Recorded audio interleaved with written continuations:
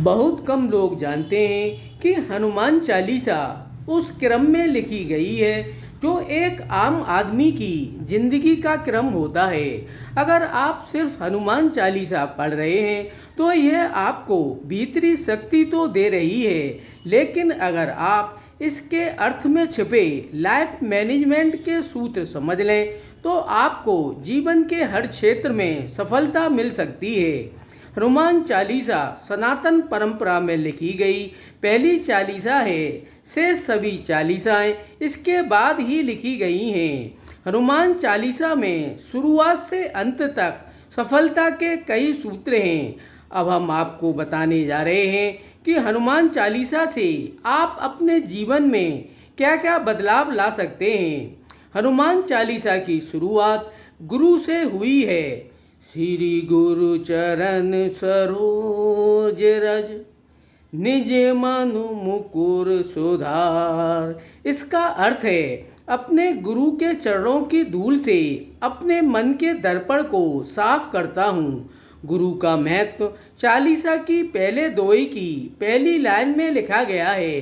जीवन में गुरु नहीं है तो आपको कोई आगे नहीं बढ़ा सकता। गुरु ही आपको सही रास्ता दिखा सकते हैं। इसलिए तुलसीदास ने लिखा है कि गुरु के चरणों की धूल से मन के दर्पण को साफ करता हूँ। आज के दौर में गुरु हमारा कोई अनुभवी व्यक्ति या बॉस हो सकता है। माता पिता को पहला गुरु कहा गया है। समझने वाली बात यह है कि गुरु यानी अपने से बड़ों का सम्मान करना जरूरी है। अगर तरक्की की राह पर आगे बढ़ना है तो विनम्रता के साथ बड़ों का सम्मान करें। कंचन बरन विराज सुवेशा कानन कुंडल कुंचित केसा। इसका अर्थ है आपके शरीर का रंग सोने की तरह चमकीला है।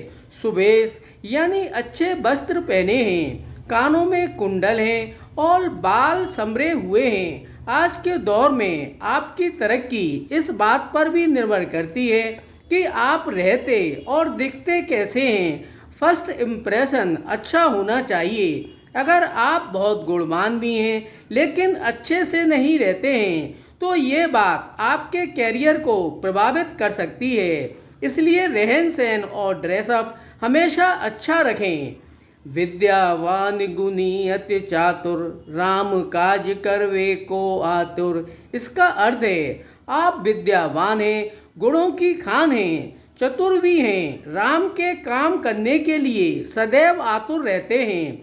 आज के दौर में एक अच्छी डिग्री होना बहुत जरूरी है, लेकिन चालीसा कहती है सिर्फ डिग्री होने से आप सफल नहीं होंगे। विद्या हासिल करने के साथ आपको अपने गुणों को भी बढ़ाना पड़ेगा। बुद्धि में चतुराई भी लानी होगी। हनुमान जी में ये तीनों गुण हैं। वे सूर्य के शिष्य हैं, गुणी भी हैं और चतुर भी। प्रभु चरित सुनवे को रसिया राम लखन सीता मन बसिया।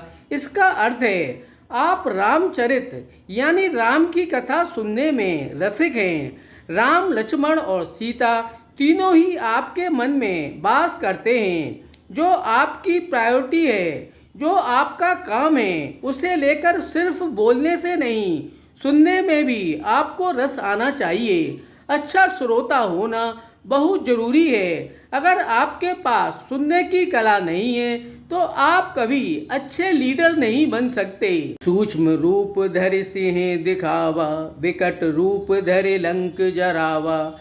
इसका अर्थ है आपने अशोक वाटिका में सीता को अपने छोटे रूप में दर्शन दिए और लंका जलाते समय आपने बड़ा स्वरूप धारण किया। कब, कहाँ और किस परिस्थिति में खुद का व्यवहार कैसे रखना है, ये कला हनुमान जी से सीखी जा सकती है। सीता से जब अशोक वाटिका में मिले तो उनके सामने छोटे बानर के आकार में मिले। वहीं जब लंका जलाई तो पर्वताकार रूप धर लिया। अक्सर लोग ये तय नहीं कर पाते कि उन्हें कब किसके सामने कैसा दिखना है। तुमरो मंत विभीषण माना लंकेश्वर भय सब जग जाना। इसका अर्थ है विभीषण ने आपकी सलाह मानी, वे लंका के राजा बने, ये सारी दुनिया जानती है। हनुमान सीता की खोज में लंका गए तो वहां विभीषण से मिले। विभीषण को राम भक्त के रूप में देखकर उन्हें राम से मिलने की सलाह दे दी। विभीषण ने भी उस सलाह को माना और रावण के मरने के बाद वे राम द्वारा लंका के राजा बनाए गए। किसको कहाँ क्या सलाह देनी चाहिए, इसकी समझ बहुत आवश्यक है। सही समय पर सही इंसान को दी गई सलाह सिर्फ उसका ही फायदा नहीं करती, आपको भी कहीं ना कहीं फायदा पहुंचाती है। प्रभु मुद्रिका मेल मुख माही, जलद लांद गए अचरज नाही। इसका अर्थ है राम नाम की अंगूठी अपने मुख में रखकर आपने समुद्र को लांग लिया, इसमें कोई अचरज नहीं है। अगर आप में खुद पर और अपने परमात्मा पर पूरा भरोसा है तो आप कोई भी मुश्किल से मुश्किल टास्क को आसानी से पूरा कर सकते हैं। आज के युवाओं में एक कमी ये भी है कि उनका भरोसा बहुत जल्दी टूट जाता है। आत्मविश्वास की बहुत कमी है। प्रतिस्पर्धा के दौर में आत्मविश्वास की कमी होना खतरनाक है। अपने आप पर पूरा भरोसा रखें। अगर यह वीडियो आपको अच्छा लगे तो लाइक शेयर और सब्सक्राइब करें। जय श्री राम, जय हनुमान।